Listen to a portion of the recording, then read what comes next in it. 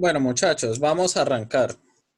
Entonces vamos a entrar a una etapa de profundización de la conceptualización de señales, pero enfatizada las señales en su conversión y su utilización como elementos o señales electromagnéticas que se usan para los medios de transmisión, enfatizando en su utilidad en todo tipo de comunicación inalámbrica, como son las señales de radiofrecuencia, las señales Wi-Fi, entre otras. Entonces, el uso de las señales está obviamente ligado al concepto de las comunicaciones. Nosotros sabemos esto que la comunicación podría definirse como el intercambio de información. Básicamente quiere decir que comunicar es llevar de un emisor a un receptor una información. En clases anteriores habíamos definido el concepto de esa información y habíamos dicho que esa información estaba compuesta por datos y los datos son aquellos elementos que tienen relevancia o importancia para alguien.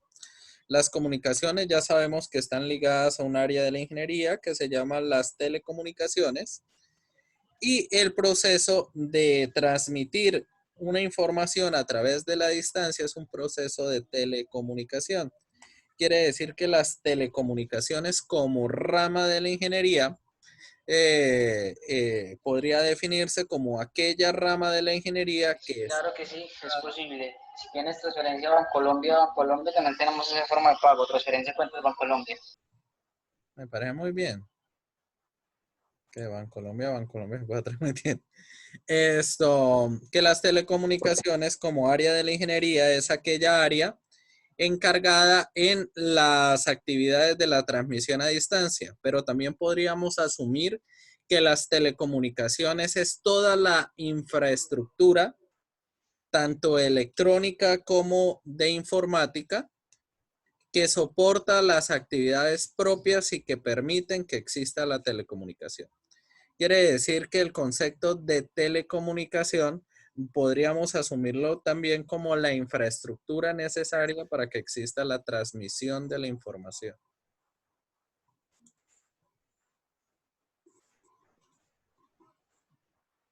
Tranquila, Andrea. Entonces, la información es aquello que está distribuido o intercambiado por la comunicación. El mensaje es la representación o la información que se desea transmitir, bien sea en la forma de comunicación que sea, bien sea hablado o escrito a nivel de señas. La señal es el fenómeno físico, ya sabemos que es el medio que se va a codificar o se va a modular.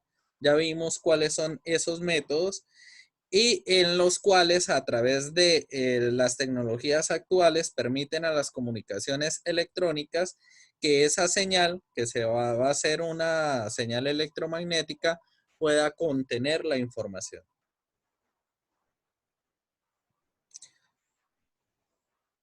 Entonces, nosotros ya habíamos hablado de los elementos que conforman un sistema de transmisión y lo habíamos disminuido, lo habíamos tratado como 5 elementos. Ahora vamos a expandirlos para ver el sistema de comunicación como una conexión de 7 elementos en los cuales vamos a agregar una fuente de información, un sistema transductor, un sistema transmisor, un medio, un receptor y un destinatario.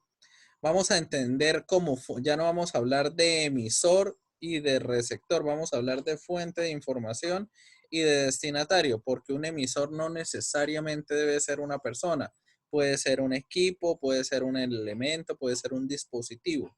Entonces vamos a asumir que esa fuente de información es aquel elemento o aquel componente donde se está generando la información y hace la primera transformación de ese mensaje para ser entregada a la siguiente etapa. Esa siguiente etapa es el transductor, que va a ser el encargado de hacer, como su término lo indica, una transducción. Es una conversión de una señal a otra forma de señal. Básicamente convierte el mensaje a una señal eléctrica, bien sea a nivel de voltaje, bien sea a nivel de energía, y se le entrega al sistema de transmisión, donde ese sistema de transmisión es el que tiene los elementos de transmisor, medio y receptor. El transmisor es aquel que va a adecuar la entrada de la señal al medio de transmisión. Generalmente ello implica la ejecución de algún tipo de modulación. Y ya tenemos claro en las clases anteriores el concepto de modulación. Ya sabemos que modular es tener una señal base que se llama portadora y a esa señal portadora modificarle unas características que pueden ser la amplitud, la frecuencia o la fase, y a partir de esas modificaciones insertar sobre ella la información. El medio, que es el canal o medio físico que transmite el mensaje, y va a ser aquel encargado de unir el transmisor con el receptor. La comunicación toma la forma de ondas electromagnéticas, las cuales tienen unos enemigos. Esos enemigos son los tres elementos principales que aquí están nombrados: el ruido, la distorsión y la atenuación. Entiéndase por ruido toda aquella señal, porque el ruido también es una señal que es ajena a la señal original y que, bien sea por suma o por adición o por sustracción, se está adhiriendo a la nueva señal, causando desviaciones del contenido original que tenía. La distorsión consiste en una modificación sustancial del contenido que se está transmitiendo, y la atenuación tiene que ver con la pérdida de la potencia de la señal. Quiere decir que es muy diferente el ruido a la distorsión de la atenuación. El ruido puede ser una modificación débil. Generalmente en los sistemas electrónicos se hablan de dos tipos de ruido: ruido blanco, ruido negro. La distorsión ya es una modificación mayor que puede cambiar el contenido de esa información, y la atenuación ya es una pérdida de la potencia de la señal. El receptor es aquel que recupera la señal del medio y realiza las operaciones inversas del transmisor. Es decir, si en el transmisor se moduló, él va a demodular. El transductor de salida es aquel que convierte la señal y la vuelve en elementos que sean útiles para el destinatario, y el destinatario es aquel que hace uso final de la información.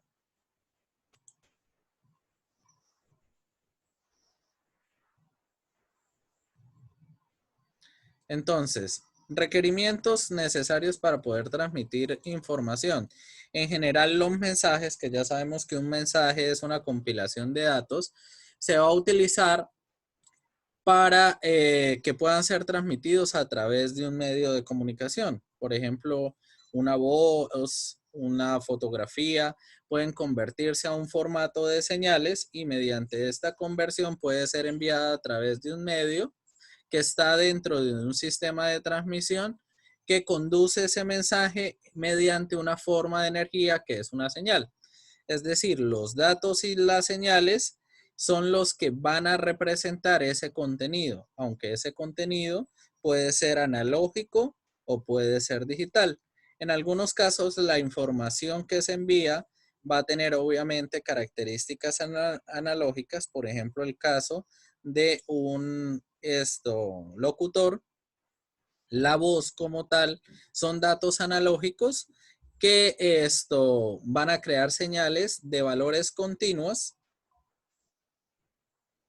y generalmente para nosotros a nivel normal, antes de que la voz se inserte en un medio de comunicación a través de un micrófono que está haciendo las veces de transductor, ella simplemente sería una onda mecánica que, para ser transmitida, requiere el uso del aire. El micrófono, cuando el locutor lo está usando, está haciendo las veces de elemento transductor. ¿Por qué? Porque es el que va a capturar esta señal mecánica, y con el golpeteo de esa señal sobre el micrófono, él la va a convertir en una señal electrónica de características analógicas. Esa señal analógica obviamente va a ser una señal continua que va a cambiar suavemente en el tiempo, pero si yo la fragmentara, siempre va a tener un número infinito de valores dentro de cualquier elemento del rango. Quiere decir eso que toda señal analógica, si yo llegara y ampliara un sector de ella, yo en ese sector, yo voy a encontrar infinitos valores. Y si yo siguiera expandiendo esa señal y agarrara otro fragmento, ese fragmento aún así tendría infinitos valores. Y así sucesivamente. Quiere decir que una señal analógica nunca acabaría de ser analizada. Por eso es que los sistemas de procesamiento requieren la transformación de señales, porque nosotros no podemos procesar infinitos valores, tenemos que discretizarlos.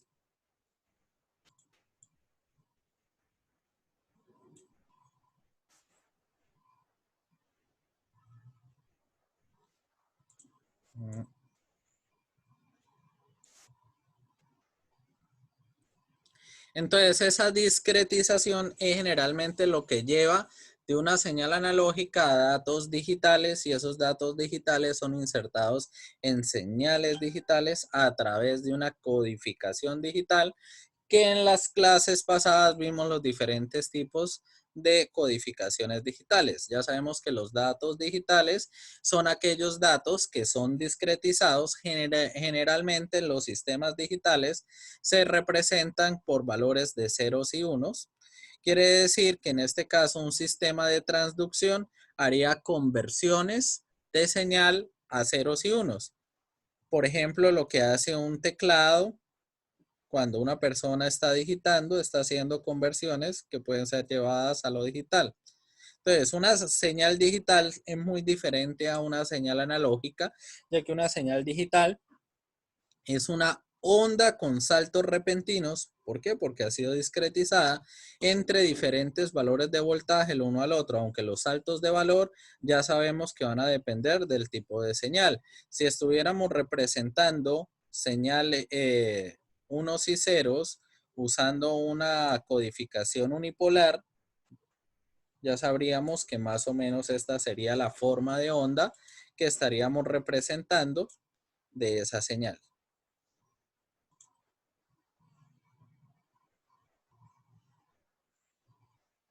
Ahora, ya sabemos que nosotros para hacer las actividades de modulación debemos tener una onda base, y a esta onda base es a la cual le vamos a modificar las características para poder hacer los procesos de modulación. Esa onda base siempre va a ser una onda seno, que se considera la forma más fundamental de una señal analógica, y esto de la cual se analizaron y nacieron los conceptos de frecuencia y los conceptos de periodo, que ya los habíamos visto en clases pasadas, pero hoy los vamos a retomar para ver la representación matemática de esta señal. Entonces, ya sabemos que el periodo es el tiempo que demora en ejecutarse un ciclo de señal. Entonces, acá vemos en la grafiquita el concepto de periodo. ¿Listo? Cada patrón de onda, el tiempo que demora en ejecutarse ese patrón de onda es el periodo. Y la frecuencia va a ser el inverso del periodo. Quiere decir que periodo y frecuencia son inversamente proporcionales. Una señal es periódica si repite un ciclo, y este ciclo va a ser medible a través del tiempo, y esa medición de lo que demora en repetir ese patrón es lo que nosotros llamamos periodo. Ahora, si yo quisiera llevar esta onda a una representación matemática, las ondas debemos representarlas. Las ondas electrónicas basadas en la onda seno la vamos a representar con esta configuración matemática. La amplitud de la señal o la función de la señal en el tiempo va a ser igual a la amplitud pico de la señal seno de 2πf, donde f es la frecuencia de la onda, T es el valor o variable independiente de evaluación más teta, donde teta va a ser la fase de arranque de la onda. Las unidades que vamos a utilizar son para la señal, voltaje, para la amplitud pico, voltaje, para la frecuencia, hertz, y para la fase, radianes.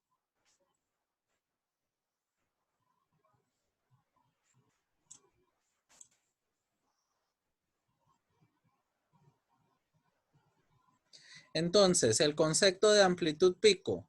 La amplitud pico de una señal va a ser el punto de la gráfica en el cual asumimos el valor absoluto de la intensidad más alta. En una onda seno, obviamente, el punto pico sería en el punto hasta la cresta o hasta el valle. Pero como es un valor absoluto, siempre va a ser positivo. ¿Listo? Este concepto en la parte eléctrica lo vemos ligado al concepto de voltaje RMS. Entonces nosotros sabemos que los tomas de luz también es una señal eléctrica que se basa en la onda seno. ¿Listo? Pero a nosotros nos han enseñado que el voltaje que se entrega en los tomas o es 120 o es 220. Pero si yo le pidiera la amplitud pico, es diferente el concepto de amplitud pico a ese concepto de voltaje. Me explico, el concepto de voltaje que a nosotros nos dan, de que el voltaje que entregan los tomas es voltaje igual a 120 voltios, o si es de doble fase, puede ser de 220 voltios.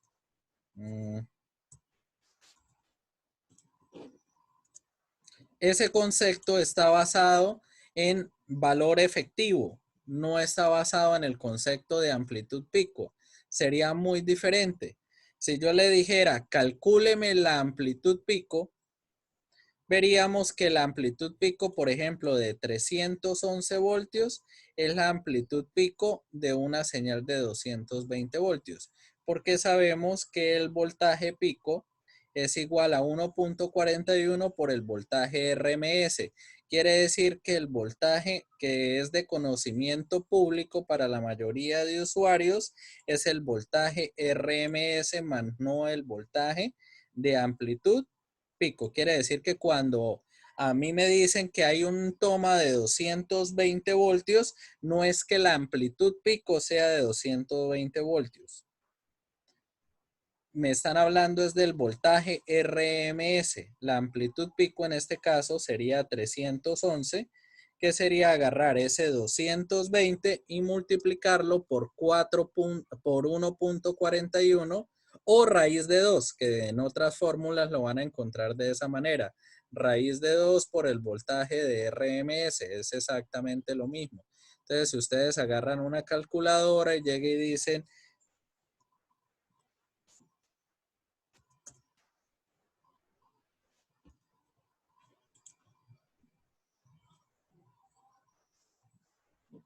220 por 1.41, veremos, bueno, en este caso habría que agarrar raíz de 2 con todos los decimales, pero vemos que el voltaje pico me da 300 algo. 310 en este caso. Vamos a cerrar acá. ¿Qué quiere decir eso? Que el voltaje nominal que la mayoría de gente está acostumbrado a escuchar es el voltaje RMS. No hay que confundirlo, ¿no? Hay gente que si yo agarrara a un ingeniero y conozco respetables ingenieros que cometen el error y yo le dijera, bueno, dibújeme la señal de onda de voltaje que sale en un toma, muy probablemente, y pueden hacer el experimento y hacer quedar mal a más de uno. ¿Dónde está? Acá. Muy probablemente lleguen y le dibujen una señal seno y le dirían que de acá a acá hay 120 voltios. Y eso es mentira, porque él le estaría diciendo que la amplitud pico es 120 voltios. Y eso es mentira porque la amplitud pico de una señal de 120 voltios es mucho mayor. ¿Estamos claros en el concepto? Sí, señor. Entonces, para que no cometan nunca la burrada, es más o menos 170 voltios la amplitud pico de una señal de tensión que sale por un toma.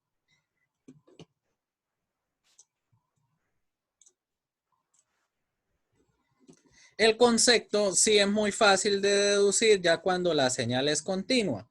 Por ejemplo, si habláramos de una batería, no importa el tipo de batería en realidad, desde que sea batería DC, sabemos que el valor de voltaje que se supone sea esa batería, si es una batería AA, pues es una batería de 1.5 voltios, pero si fuera otra naturaleza, pues hasta el voltaje que llegue, como una señal continua es de frecuencia cero, yo la vería como una señal continua en el tiempo.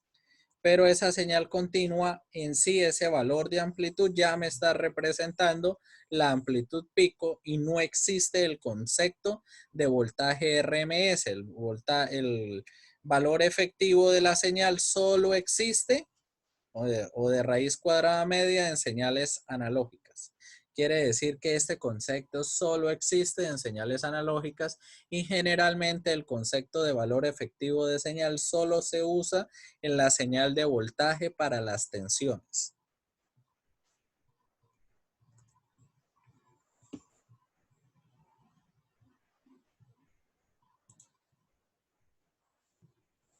Se me olvidó borrar ahí. Entonces, el concepto de periodo, en resumen, es la cantidad de tiempo que necesita una señal para completar un ciclo y su unidad de medida van a ser los segundos. El concepto de frecuencia, que ya sabemos que es el inverso del periodo, indica el número de ciclos por segundo que puede ejecutar una señal. Ciclos sobre segundos o se puede representar en una unidad que son los hertz, en honor a Hertz, que fue uno de los desarrolladores del concepto de la radio. Entonces, tenemos acá dos señales, esta y esta. Si yo le dijera solo con el gráfico, sin la necesidad de darle nada más, solo dándole el gráfico, obtenga su representación matemática, vuelvo y le digo, si yo le diera esa señal y yo le dijera a partir de la señal obtenga su representación matemática, ¿usted qué tendría que hacer? Usted va y agarra la formulita que vimos anteriormente, en el cual sabemos que el voltaje va a ser igual a la amplitud seno de 2πf por t más la fase.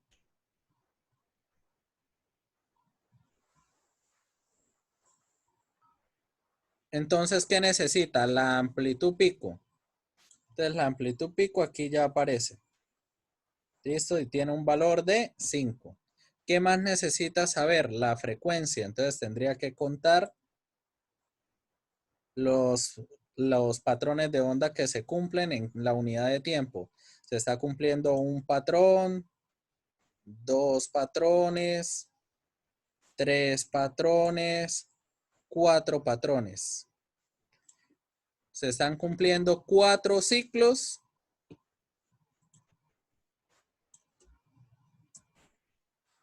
en 1 milisegundo. Dividido en 1 milisegundo. Y 1 milisegundo es ¿cuánto? 0.001. ¿Por qué no me dijiste el 1 ya? Usted simplemente agarra una calculadora y hace esa operación. Y le da 4000. O dicho de otra manera, 4 kilohertz. ¿Listo? Quiere decir que ya de ahí salió la frecuencia.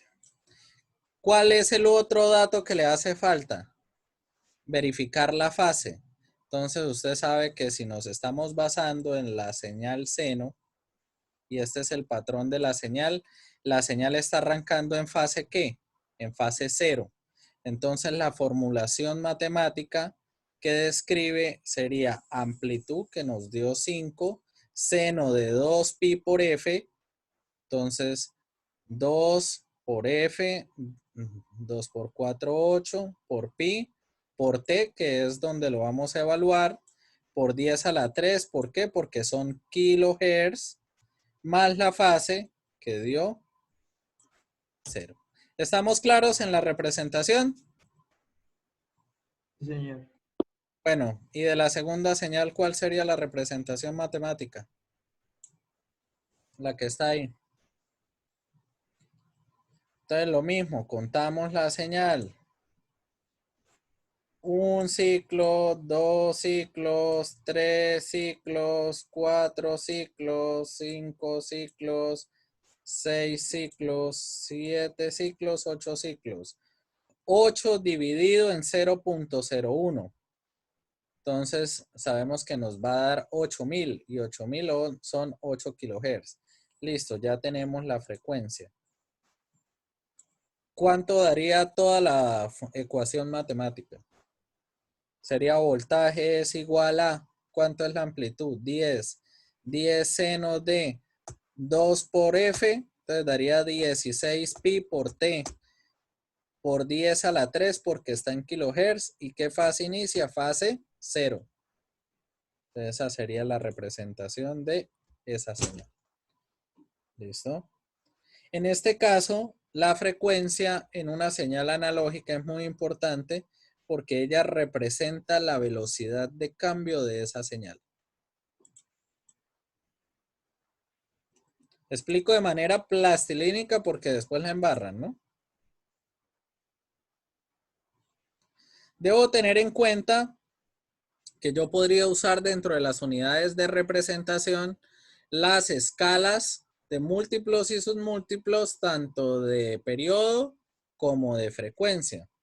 Entonces, por lo menos la electricidad que se usa en una casa en Colombia tiene una frecuencia de 60 Hz. ¿Cuál sería el periodo? Entonces, ¿cómo calculamos? Sería 1 sobre 60. Y 1 sobre 60 me da 16,6 milisegundos, sería el periodo de una señal eléctrica. Y si yo le dijera, por ejemplo, el periodo de una señal es 100 microsegundos, calcule el periodo en nanosegundos y calcule la frecuencia en hertz, usted me hace la conversión. Estamos pasando de microsegundos a nanosegundos. ¿Qué tendría que hacer?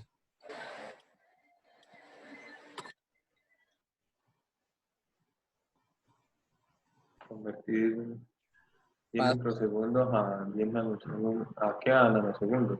Se hace la conversión Por y eso. ya. ¿Y cómo la hacemos? Pues sería, ¿cuánto es nano?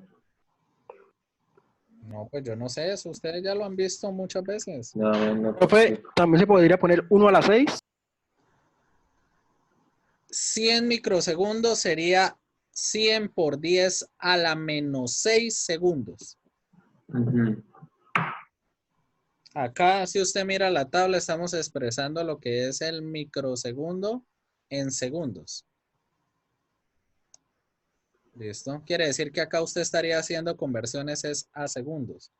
Entonces, por lo menos, si usted quisiera expresarlo así como me lo está diciendo, estaríamos diciendo que esta cifra que tenemos acá es 100 por 10 a la menos 6 segundos.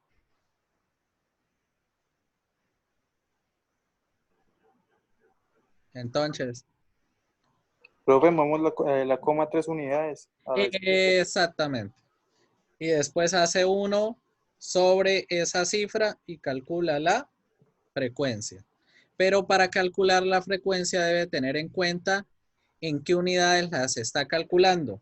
Si no quiere embarrarla, porque hay veces cometen ese error, lo más fácil para calcular la frecuencia sin error es hacer el cálculo directamente en estos segundos. ¿Por qué? Porque sabemos que frecuencia es igual a 1 sobre periodo.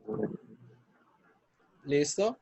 En este ejercicio en particular sería lo mismo que decir que es 1 sobre 100 por 10 a la menos 6 segundos. Bueno, imagínense que ese 10 está por a la menos, sino que acá no tengo forma de colocarlo de exponente, pero vuelvo y aclaro, esta es de exponente. En ese orden de ideas, ya las unidades les saldría en hertz. Quiere decir que acá le va a dar 10.000. Y usted de una la convierte sin error. Porque de lo contrario, si usted hace la división en nanosegundos, usted debe tener en cuenta que eso no le va a dar de una vez en hertz ni en kilohertz, sino tienen que hacer el análisis a ver en qué unidad le está dando, ¿no? Entonces, lo más fácil es tener la frecuencia convertida en segundos y ahí sí hacer la transformación. ¿Estamos claros? Sí, señor. Bueno, para que no la embarren, ¿no? Por aquello de que obviamente la otra clase hay quiz.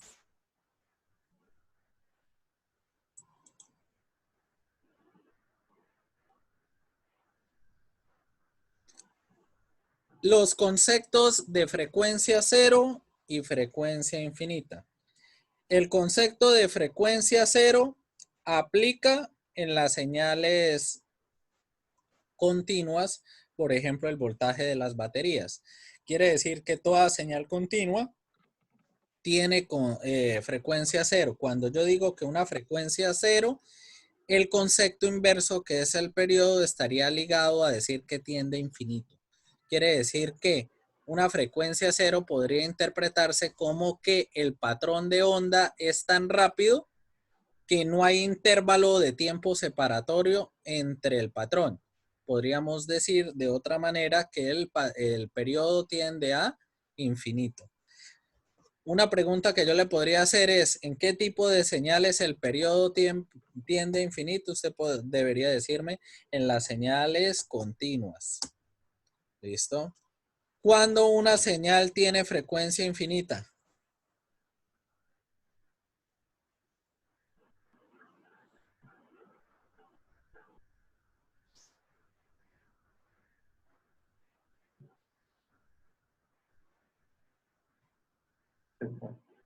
¿Cuándo, muchachos? ¿Qué es el concepto de frecuencia infinita?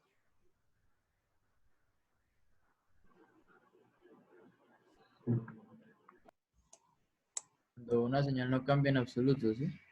No, cuando yo pido un cambio súbito de señal. Por ejemplo, nosotros en control usamos el concepto de escalón. ¿Qué es un escalón? Es cuando tiende a cero. Un cambio súbito de señal, ¿no? Eso es un escalón. Cuando usted tiene la señal en un valor, instantáneamente usted le pide que en ese mismo instante deje de valer algo y pase a valer otra cosa. ¿Eso es posible físicamente? Físicamente no, profe. Físicamente no, pero teóricamente sí. A nivel teórico, cuando usted hace esta expresión, es cuando usted está pidiendo una frecuencia que cambie infinitamente, porque usted está pidiendo un cambio súbito de señal. Quiere decir que nosotros en control, cuando usamos el concepto de escalón, estamos usando el concepto de frecuencia infinita. Por eso es que cuando usted tiene un lazo de control, en algunos lazos de control, la respuesta del sistema a un set point escalón ya en lazo cerrado es este tipo de respuestas. ¿Por qué? Porque un lazo de control se comporta como un seguidor de trayectoria. Quiere decir que el controlador está tratando de imitar esto. Pero como esto es muy difícil de hacer, él lo que le da es eso. Entonces, la respuesta en muchos sistemas, si ustedes a nivel industrial se van a dar cuenta, para evitar el sobreimpulso es no meter los set point como escalones, sino usted va a notar ya cuando estén en la industria van a ver que una cosa son los libros y otra cosa es la realidad. Van a notar que como ese concepto no es posible, uno a los sistemas de control le puede meter los set point en otro tipo de entradas, por lo menos una pendiente. Entonces, este mismo sistema que ante un escalón responde así, ante entregarle un set point de manera paulatina, él puede responder así. ¿Estamos claros? Quiere Así decir, el golpe no es tan duro, ¿no, profe? ajá, quiere decir que cuando a mí un lazo de control me está respondiendo con sobreimpulso, no necesariamente debería asumir que el lazo de control es muy malo. Porque en realidad yo físicamente le estoy pidiendo a él cosas imposibles. Yo le estoy diciendo, supongamos que es un lazo de control de temperatura, que la temperatura deje de valer un valor, instantáneamente pase a valer otro valor. Instantáneamente. Entonces, obviamente, a nivel matemático, la formulación matemática del controlador trata de hacerlo. Y en esa aceleración que asume la matemática de la composición matemática del controlador PID, él trata de hacerle cumplir en el menor intervalo de tiempo posible. Pero si usted fuera más realista y le dijera que usted quiere que pase de un valor de temperatura y esa temperatura empiece a cambiar paulatinamente hasta llegar a un valor y de ahí si no cambie, de pronto ese lazo de control puede hacerlo de una mejor manera. Quiere decir que a nivel teórico hay veces se evalúa de manera errónea los lazos de control. ¿Vale? Quiere decir que un controlador en el cual a nivel teórico pasa de lo teórico a lo físico y yo al colocarle físicamente un escalón instantáneo que generalmente MATLAB solo les deja, para que no sea imposible de ejecutar, él les deja solo un instante de tiempo entre un cambio y el otro. Si usted al ingresarle un lazo de control este tipo de escalón, su sistema de una le converge así, quiere decir que el controlador es muy bueno. ¿Por qué? Porque si usted le ingresara el escalón de una manera más paulatina, él lo va a hacer sin ninguna dificultad. Incluso ese lazo de control, bueno, suponga que quedó súper bonita esa curva. Esto quiere decir que si él, creándole esta entrada, es capaz de generar esa salida ante perturbación, él va a ser capaz o va a tener la holgura de poder responder ante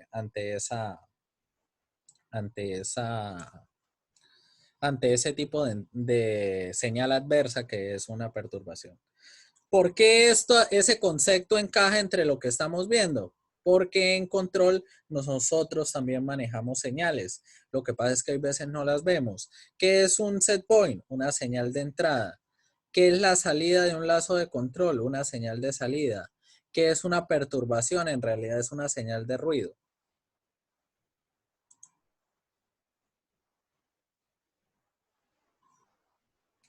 El concepto de fase, que ya lo Se habíamos... va a acabar. Sí, ya se va a acabar. Ya hay otra sesión creada. Ustedes, en 10 minutos que me cree el video, ingresamos.